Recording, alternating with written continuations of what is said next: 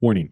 The following may contain concepts, ideas, and/or reflections unique in nature and not yet approved by government and/or corporate entities. This content is for entertainment purposes only and is not intended to stimulate further reflection or to perpetuate additional discourse beyond the scope already outlined by institutional curriculum. Alrighty, dighty. We're live, man.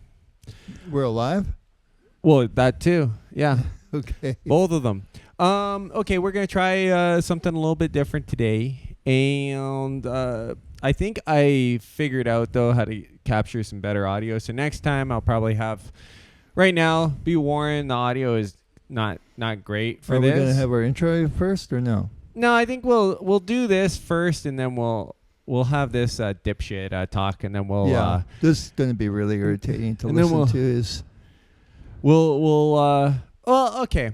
You know what? Let's do the intro then. Sure. Because you're gonna get all amped up, and you're gonna want to say, even when I was doing the capture, because I was using the microphone, I was like, don't talk, don't say anything, and like he's there sitting, and then like towards the end, well, that's bullshit, and I'm like, come on, man, you ruined the whole thing. I gotta start from scratch. Anyways, it was amateur hour on my part though too. So, let's cue the intro. We're going to be talking, okay, so the first basis point premise of this is the truth about Canada Post and the strike. And let's cue that intro, and then we're going to jump into it.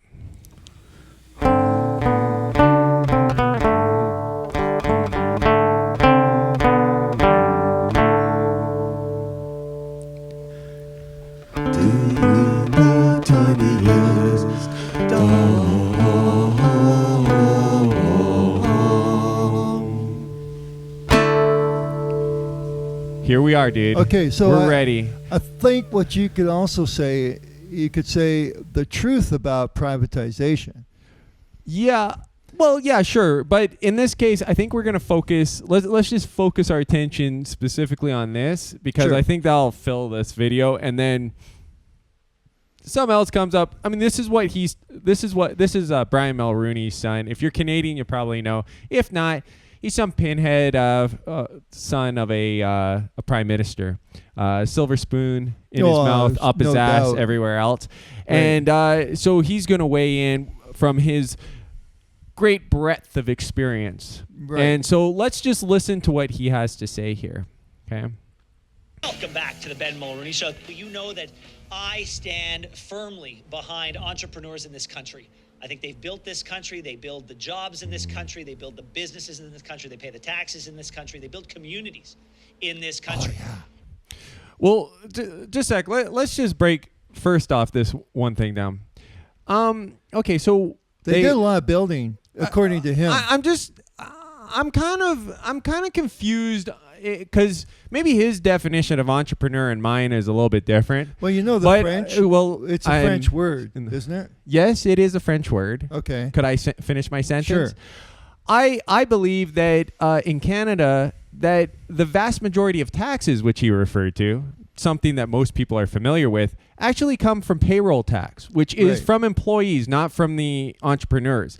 The entrepreneurs actually have plenty of write-offs. So the vast majority, they collect, like in the case of a small entrepreneur, they collect like a GST or an HST or whatever, and they forward it along. And they get But that's not really them paying the taxes. They're just collecting the taxes. They're kind of middlemen for it. No, the thing with the GST is the end user is the one that gets stuck with paying the tax. If you're an entrepreneur, you get to write off a portion of your house if you're working out of your house, a portion, maybe your vehicle is considered a business vehicle. You get to write that off. You get to write off business expense for travel, business expense for dinners and luncheons, and you get to write off expenses for any employees that you have. I mean, there's a whole litany of different things. You know what a payroll employee gets to write off?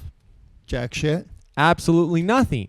So that's why, even though a payroll employee might be getting less money, might be making less money each year, he's paying a much higher percentage of that in tax. Okay, because he gets no write-offs. Okay, so I'm just trying to get the definition of what an entrepreneur is. Right. Okay, because the French definition, if you walked into a Home Depot in Quebec it would say entrepreneur. Right? Right. And Yeah, that means yeah. all your fucking contractors, you can go over here to make your big purchases on your contract. Yeah. Right? Yeah, yeah. So, and then the other definition is at what point in time is the size of a business considered a sort of startup business as opposed to here's a captain of industry? Are you going to consider at the turn of the century all your automakers like GM and Ford were they entrepreneurs or No, were they? okay, so you're 100% right. And here's another thing in that vagary of language, and he kind of uses this vagary in a sense. Well, his dad of was like, a fucking lawyer, so we expect. of basically like, okay, so you're looking at something where when you're talking about Canada Post, okay, a lot of product is delivered, like packages and different things like that. Sometimes you could phrase entrepreneur as like, these people are, they don't have job security. When he says something like that, I don't know if we've gotten to that part yet, but he says, they don't have job security. Oh, well, here. Just let me finish this fucking thing. Okay. Right? How do I know how long your thing is going to be? Well, normally a sentence has a full completion when there's a period, but go ahead. What do you have to say?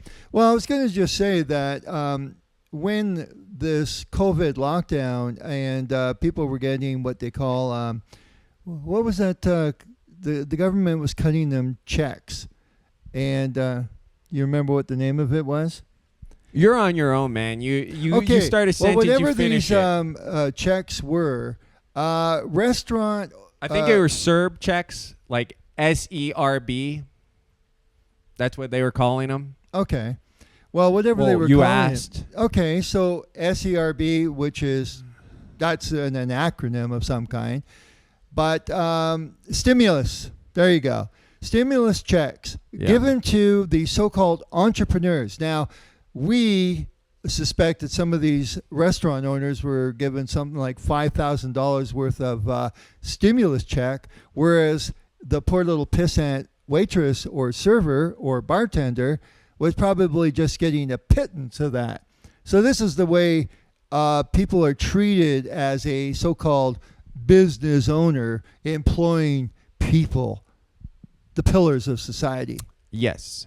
And what I would add to that is that when you have this terminology of saying that these people don't have job security, it elicits from the brain an idea that these people are small little proprietors. They're making crafts on Etsy, entrepreneur type thing, and they're just trying to sell their wares, and Canada Post is shipping them, and these poor bastards are getting hurt and squeezed. When the elephant in the room is that your giant behemoths like Amazon, Walmart, they're the ones making the most trades, and they're the ones hit the hardest by any sort of Amazon less but this gets into a whole other thing of where they want to torpedo something and then get into it. But let's continue on. I just wanted to note that the way he presents it is like proprietorships, but entrepreneur can also mean a giant conglomerate. Did this guy put his head in a fucking vice, or somebody did that? Because, man, he looks like one of those fucking one of those kind of angelfish. Like, what the fuck is this guy? Like, his dad had a much wider face than that.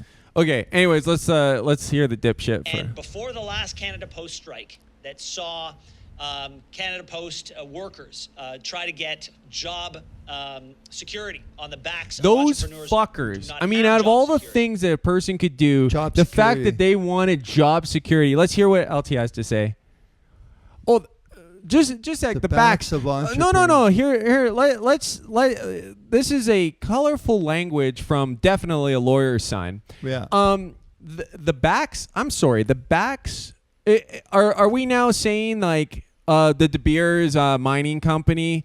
Those poor owners of those diamond money that these South African workers that were making about $3 to $4 a day, that they were just living large off of the backs of these generous temerity. these generous pillars of the South African community.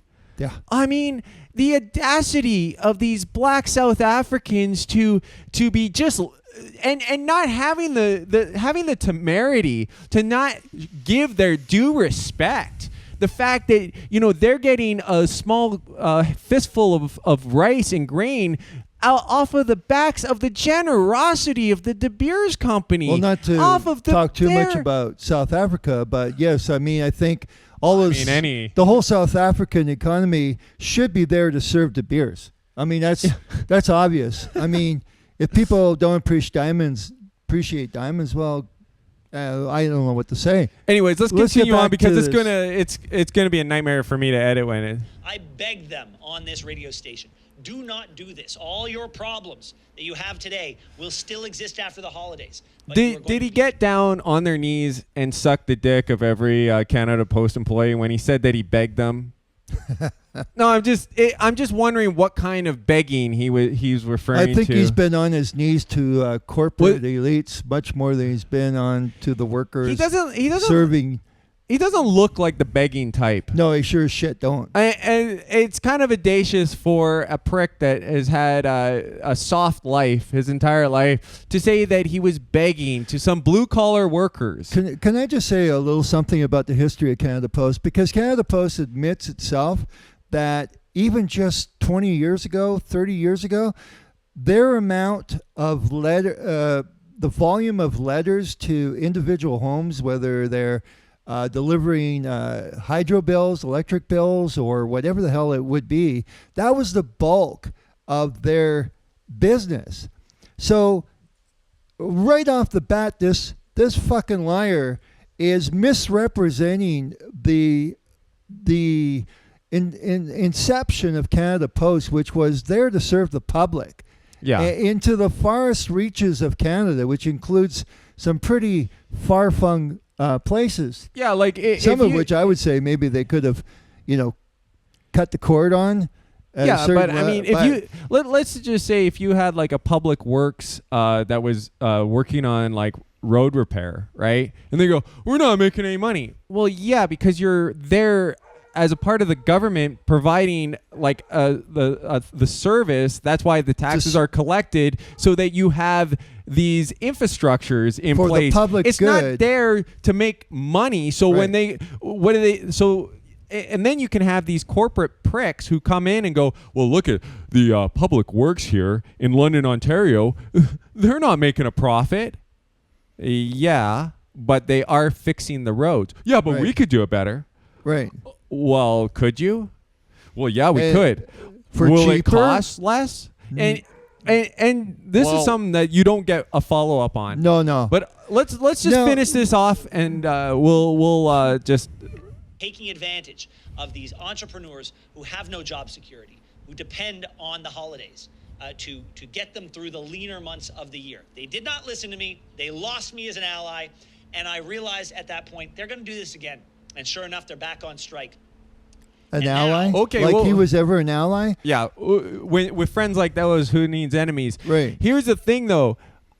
I'm sorry. Maybe I'm not up on my Canadian culture. We've been away for a while, but what holiday is happening right now? Right.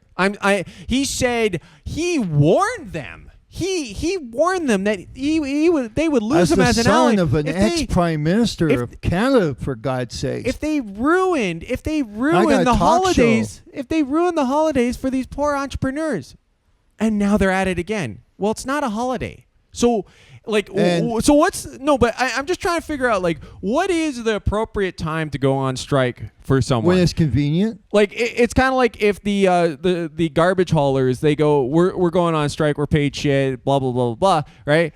Well, what's a good time for the garbage to pile up and stink to high heaven? Well, what's a good time? I would say summertime when it's really hot. Yeah, but maybe you can't do it in the wintertime because then there's snow and that affects snow removal, and what a bunch of pricks. And you can't do it in the autumn because that's Halloween time and all the kids are going to be smelling all that. Like, there's always an excuse of why.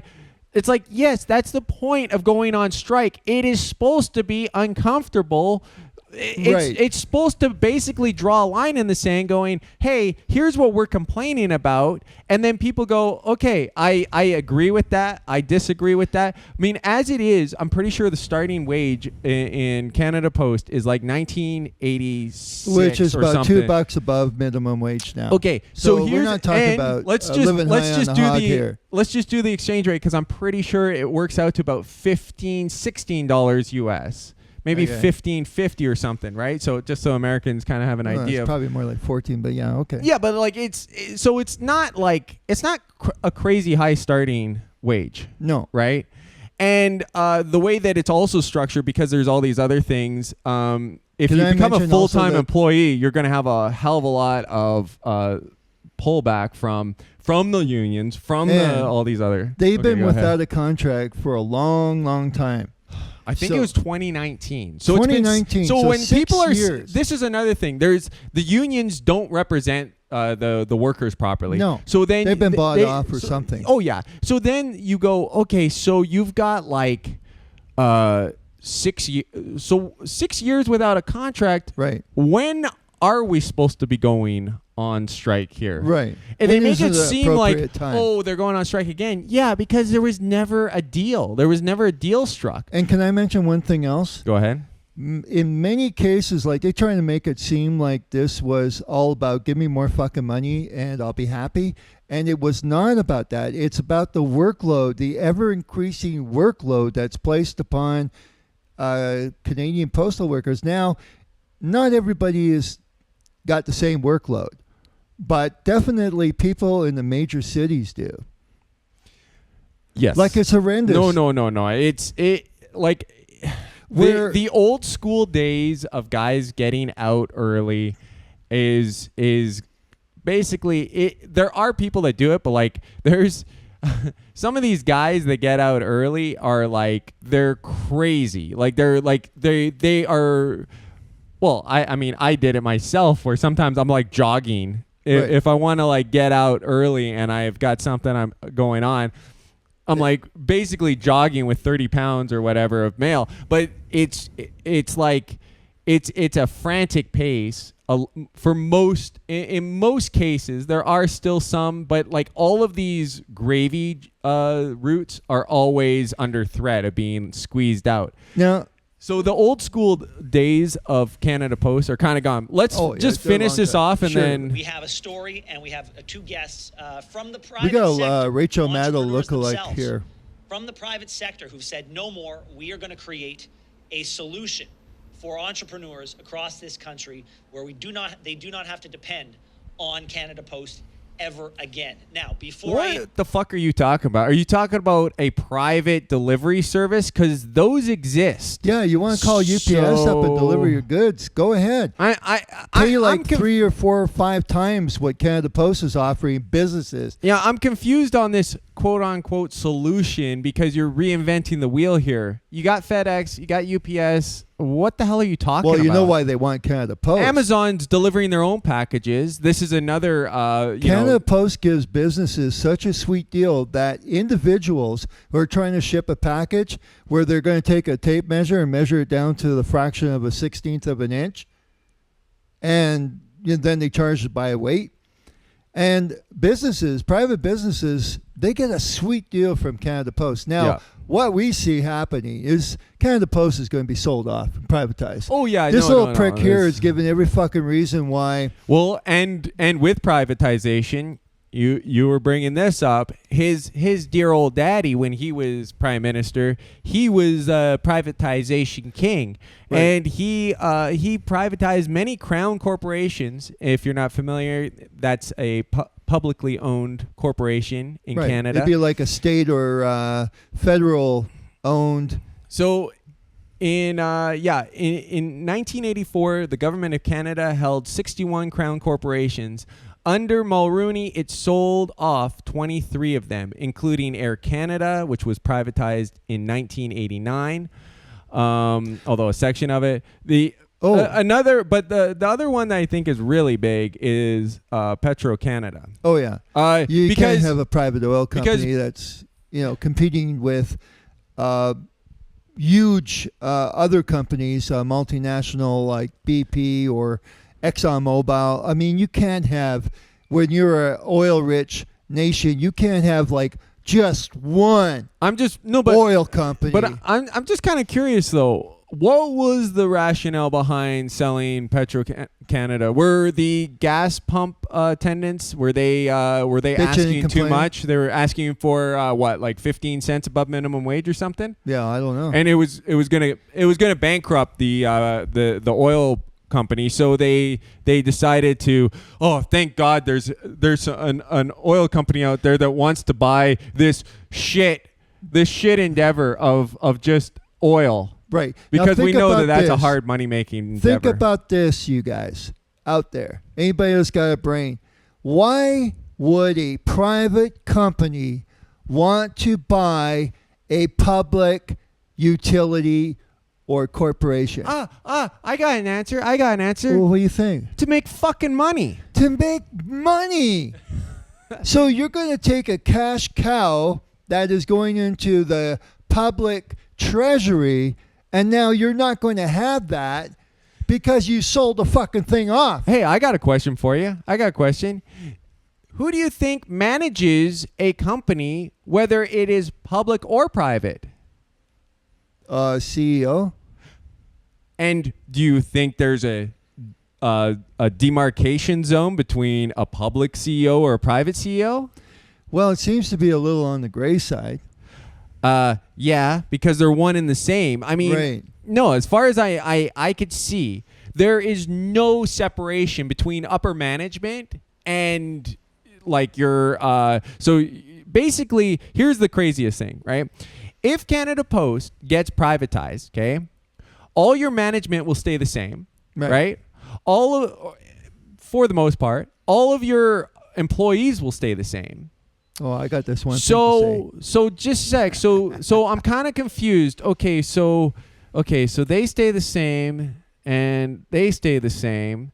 So then what's the part that is the magic bullet here that makes it profitable? Oh, right. I know. You squeeze the worker and you screw the client. Now, and guess when what? I say the client, I do have to clarify, because when I was working for Canada Post, it was made abundantly clear to me that the people who receive mail are not the customer. You are not. You think you're the customer. You're not the customer, right? You're kind of like neutral. You're like whatever. The customer is Amazon.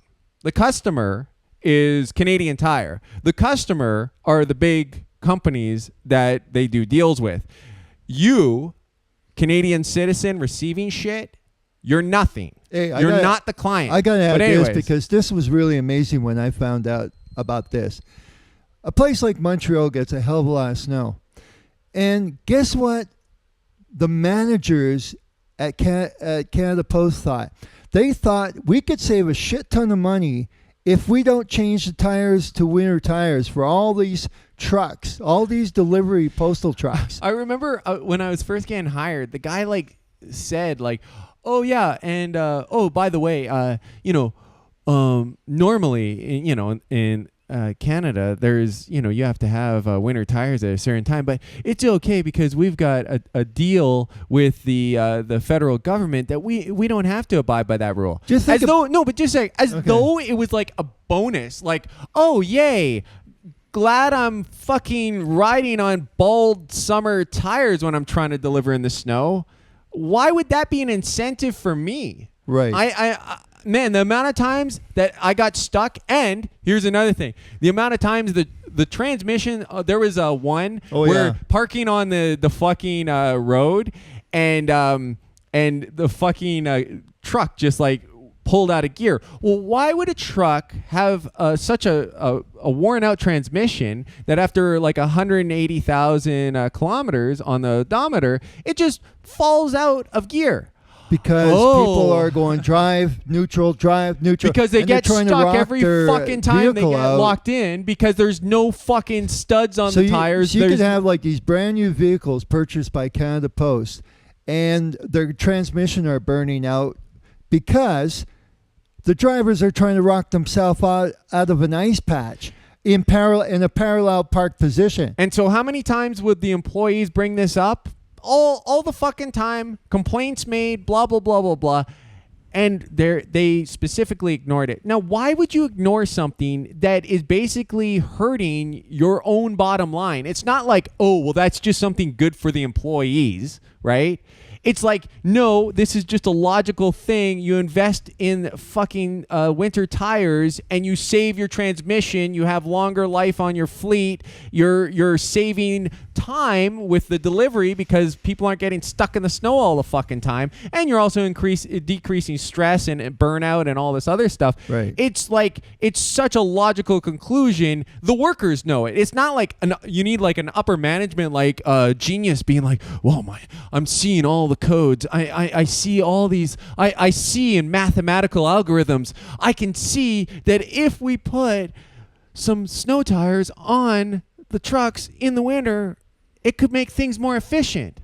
I mean, this is common sense. And so the question is, why would they realizes this? They, if they have downtime, they're losing customers because people call up for a cab, and we can't pull him out. He needs a tow. Jim, could I talk to you? I mean, it's like, yeah, sure. It just what is it, Lou? Just seems every day you're just skidding into a bunch of pedestrians on the side of the road. Is there any reason for that? I don't know.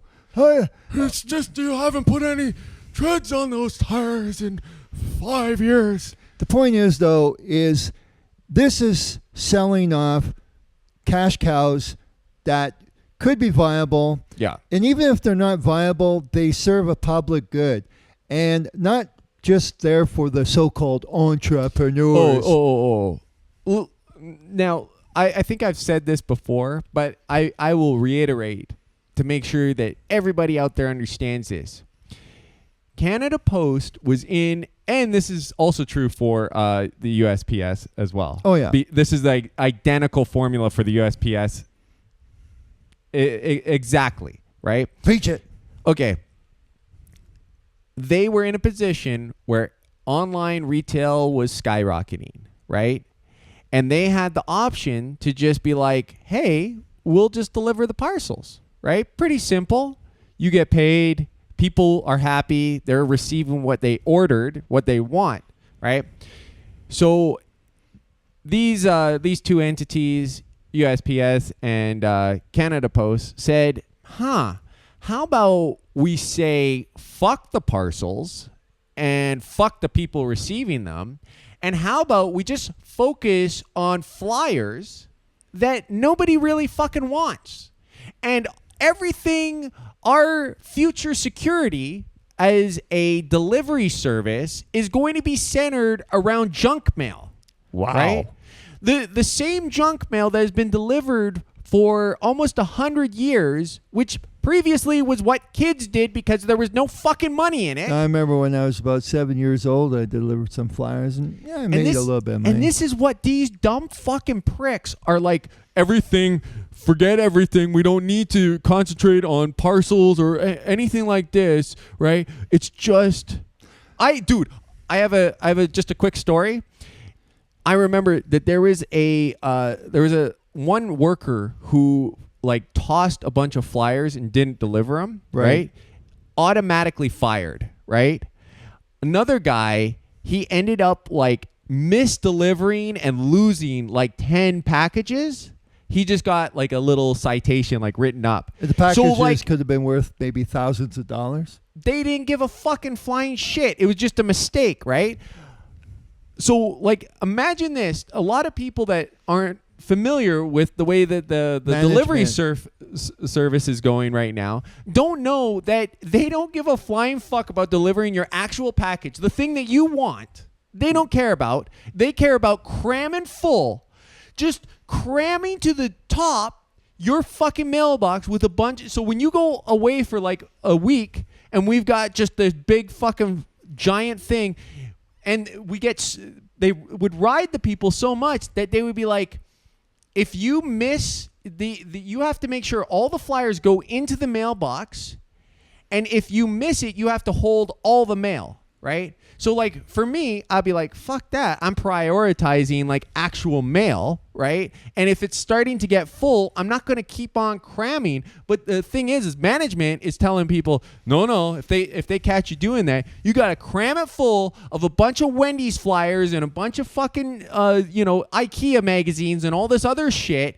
And then when it gets full, then you have to just store all of the mail, and then the people have to come by. And if they don't come by within like 20 days, then we just return to sender all their fucking mail. I mean, what kind of fucking service is that? Even if it's like halfway across the world? Yeah. I'm sorry, That sir. makes a lot of sense. We no couldn't- wonder they're fucking losing money, because you got management that are making these kind of bonehead fucking decisions. And most of your mailmen are putting their necks out there to provide better service to the people on their routes, because they're, some guys are pricks.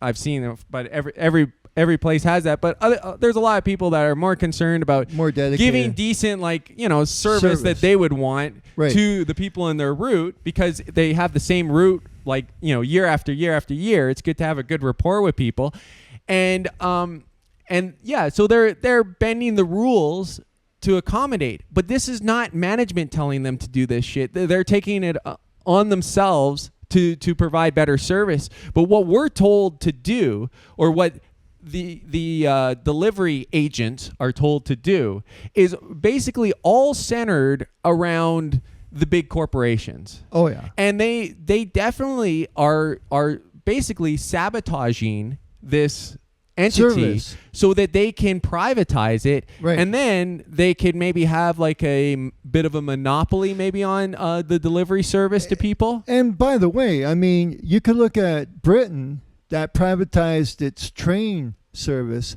and you can ask the people there, are they getting better service, or they get a better bang for their buck? Yeah, you could almost say that they just bought it just to make money. And Right. then when they jacked up the prices, it wasn't like, Oh, you know what I really feel like doing is giving the English people, and especially the people of London, one of the best traveling experiences that money can buy. And even if it bankrupts me, by God, I'm going to buy that public entity, and I'm going to fix it up and put all of my money into it, and not take any of the money out of it and pop it into a Cayman's bank account, because that's a not tax-free what haven. that is not what an entrepreneur does. Right. That You're- is not who we are. I got one more thing to go back to Canada, Air Canada. It was privatized back in Mulroney's day in the 90s. And I bet if you look back over the last 20, 25 years, you're going to see where the federal government has bailed out the shortfalls that Air Canada has encountered. So if they were in the red, Yeah. Canadian taxpayer money has paid this private so-called entity now. Well, yeah, but look at the recession when the banks got bailed out in these big giant for-profit private banks, and then they got bailed. Like, there's another like weird sort of circle of being screwed over, because some of these private banks are charging like 5% interest on the bonds that they've bought from the government with the money from the pension plans of the people that are also paying the taxes to pay down the debt that is then going back to them, but then also then getting a bailout on top of that to bail their ass out because they were over leveraging to try to get more profits for them. It's like they were like, it's not even like a circle, it's like a tendril of just like multiple branches out of just trying to screw and suck as much as you possibly can out of like the backbone of America and Canada. Right. So this concept of privatization, that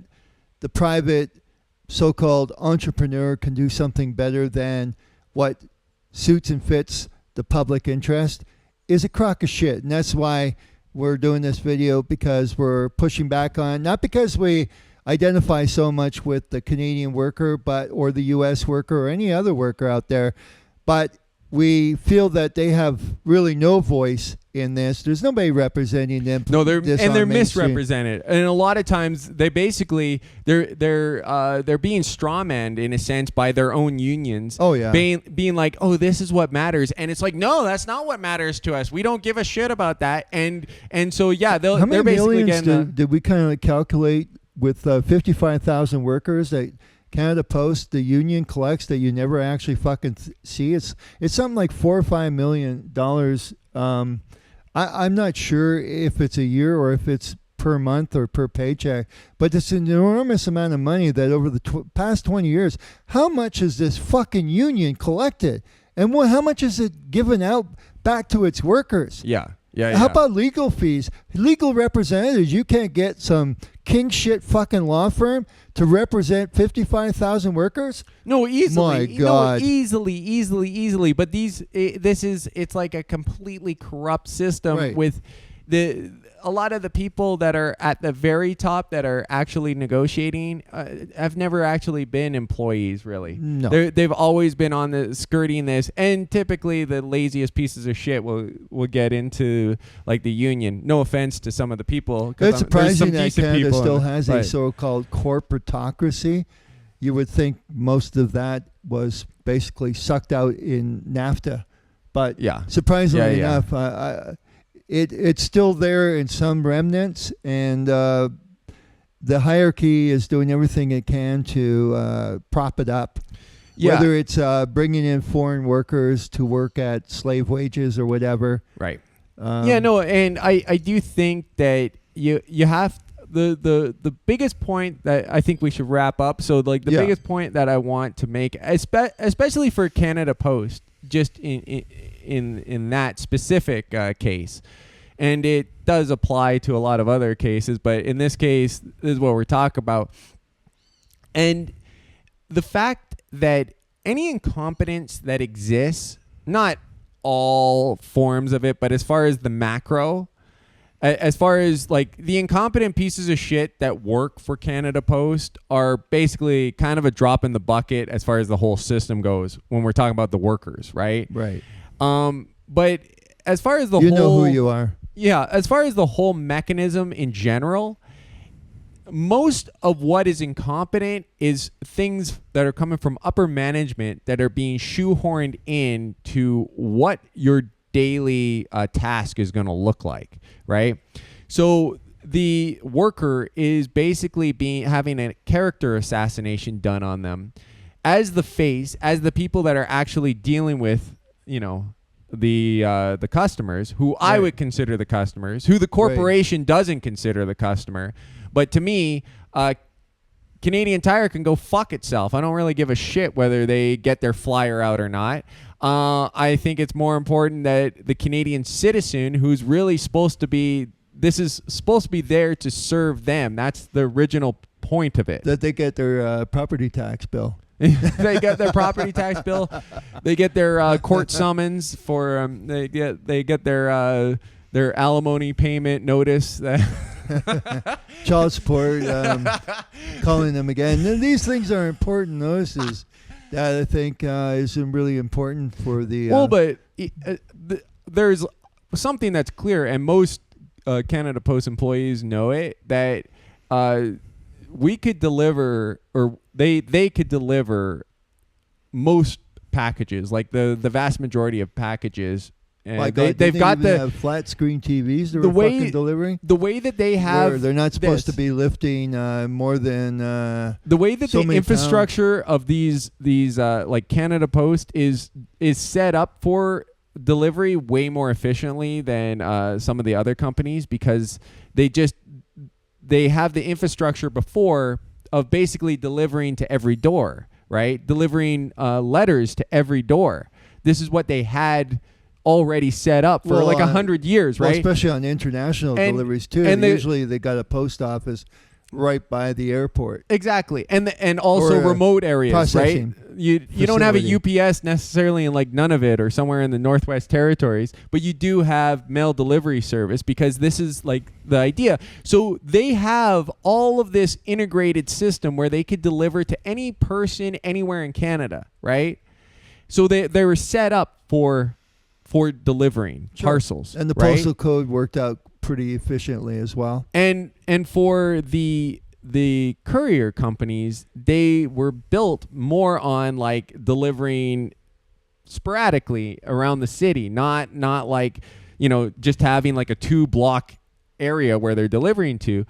And so it seems insane that Canada Post would give up all of this parcel delivery. They were trying to sell it as a good thing. Oh, thank God. Amazon, our heroes, our saviors, they've come up with their own delivery system. Take some of the pressure off. Hire another fucking person. What are you doing? Like, if you have more, you're a delivery fucking service. If you have more things to deliver, you expand. What the fuck? I mean, no, they have this 55,000 personnel across the country, and they can't expand that. You hear like even though the population's increased by like double over since the 80s. It went like from 20-something million. Now it's like 40-something million. I never heard Mark Zuckerberg going, man, we got don't more have customers now. It's my thing. I want to do. Oh man, we got so many users on Facebook. We don't have the server space for it. What am I gonna do? We'll build more server space. But that's more work. Like, what the fuck are you talking about? Also maybe a little bit more money. Your idea is I gotta spend money in order to make more money. This is crazy. Every company but I out do want there. to be an entrepreneur. Dude, every company out there is like looking for exponential growth, even where there isn't a possibility for exponential growth.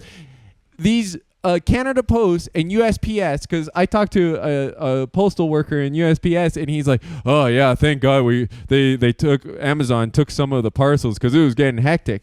Hire another fucking person. What is going on and that here? was kind of like in a really nice area, nice neighbor, relaxed like, residential area. It's like trying to explain, like, in New Jersey. It's insane. It's maddening. But anyways, on that note, on a maddening note of frustration, I'm glad we got this out, though. I feel a lot better. Yeah, it was because I think people cathartic. Need to know really what is going on. Why are there these monkey wrenches being thrown at public utility companies?